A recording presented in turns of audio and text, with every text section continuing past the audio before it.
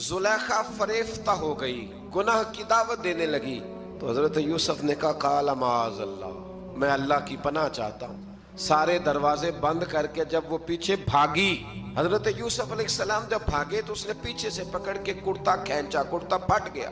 ابھی آپ دروازے تک پہنچے تھے، عزیز مصر خود آ گیا۔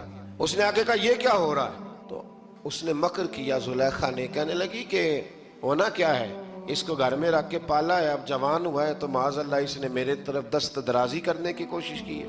حضرت یوسف پھر خاموش ہو گئے۔ بھائی بیچ رہے تھے تو پھر بھی خاموش تھے۔ کبھی کبھی کچھ چیزیں خاموش رہ کے سہنی پڑتی ہیں۔ حضرت یوسف علیہ السلام پھر چپ ہے۔ زلیخا نے بڑی باتیں کی۔ ایک دانا آدمی تھا، قرآن کہتا ہے ایک بولا بولنے والا، ایک عقل مند بولا۔ اس نے کہا دیکھو، نہ زلیخا کی سنو نہ یوسف کی سنو۔ اگر تو کرتا آگے سے پھٹا ہوا ہے تو پھر غلطی ہے جناب یوسف کی، اور اگر پیچھے سے پھٹا ہے تو پھر زلیخا کی غلطی۔ تو عزیز مصر نے کرتا دیکھا تو پیچھے سے پھٹا تھا، لیکن امام قرطبی کہتے ہیں وہ کوئی عقل مند آدمی نہیں، وہ تو 4 مہینے کا بچہ تھا۔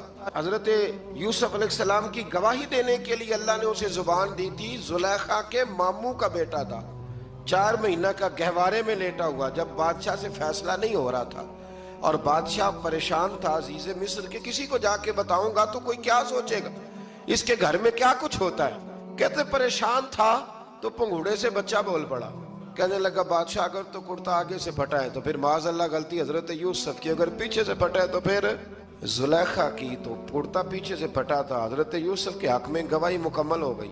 اب آہستہ آہستہ نا دربار میں محل میں بات پھیلنے لگی، تو بیویاں کہنے لگی اوہو زلیخا تو ایک غلام پہ عاشق ہو گئی ہے۔ تو زلیخا کہنے لگی تم اجے میرا محبوب نہیں ڈٹھا۔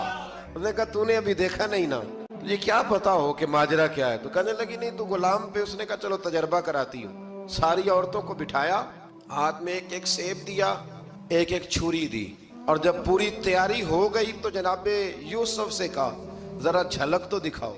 تو حضرت یوسف نے جب جھلک دکھائی تو قرآن کہتا ہے سیب کاٹنے کی بجائے ہاتھ کاٹ لیے، اور کہنے لگی اوہو یہ کوئی بشر نہیں، یہ تو کوئی فرشتہ ہے۔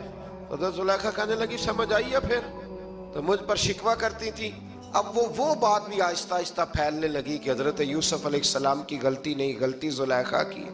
اب بادشاہ نے زلیخا سے کہا کہ اگر تو میں تیری بات کروں تو تیرے ساتھ میری بدنامی کا بھی ڈر ہے، کیا کرے؟